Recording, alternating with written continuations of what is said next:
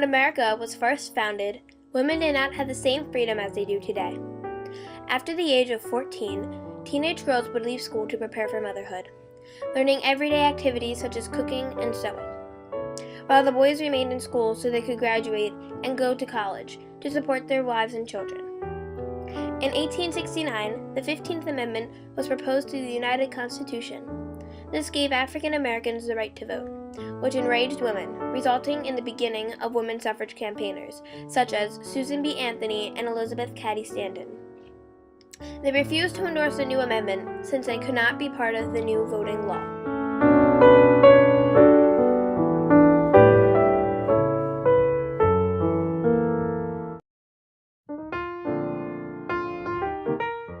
Susan was born on February 15, 1820 in West Grove, Massachusetts.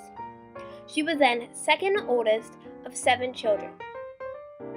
When Susan started attending public school, the teacher refused to teach her long division because of her gender. Susan was sent to Deborah Mullen's Female Seminary in Philadelphia. In the era before the American Civil War, Susan started to take an interest into anti-slavery and temperance movements.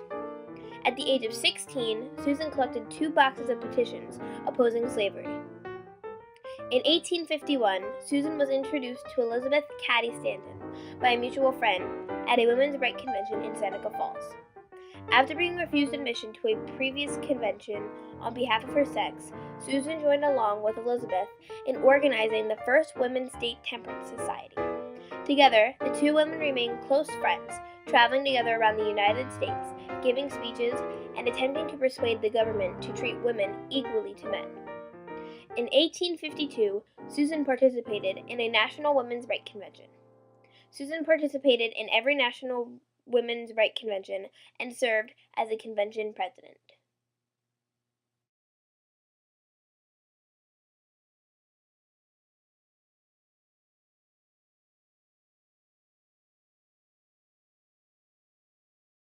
Elizabeth served mostly as the writer and came up with ideas, while Susan more often organized and traveled, speaking widely. In the year of 1872, Susan B. Anthony attempted to prove that the Constitution already permitted women the right to vote. Susan tried to test this out in Rochester, New York, with the presidential election. She was arrested for illegally voting in the election. Her trial took place in Canandaigua, New York. Supreme Court Justice Ward Hunt ordered the jury to return a guilty verdict.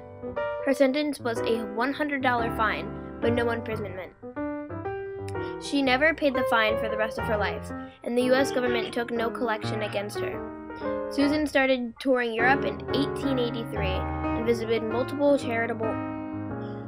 In 1869, Susan and Elizabeth founded the National Women's Suffrage Association, which was an organization dedicated to gaining women's suffrage.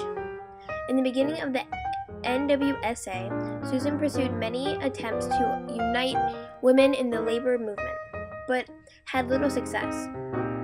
Her and Elizabeth were delegates in the 1868 convention of the National Labor Union. In February 1890, Anthony orchestrated the merger of the NWSA with Lucy Stone's more moderate American Women's Suffrage Association, or the AWSA. This merger was partially done because Susan admired Anna Howard Shaw, who worked with the AWSA. Anthony's pursuit of alliances with moderate suffragists created long-lasting tensions between her and other radical suffragists. The creation of the NAWSA effectively marginalized the more radical elements within the women's suffrage movement. Susan pushed for Elizabeth to be voted as the first NAWSA president, and stood by her as Elizabeth was belittled by the large fractions of less radical members within the new organization. In 1900, Susan formally retired, endorsing Carrie Catt for the presidency of the NAWSA.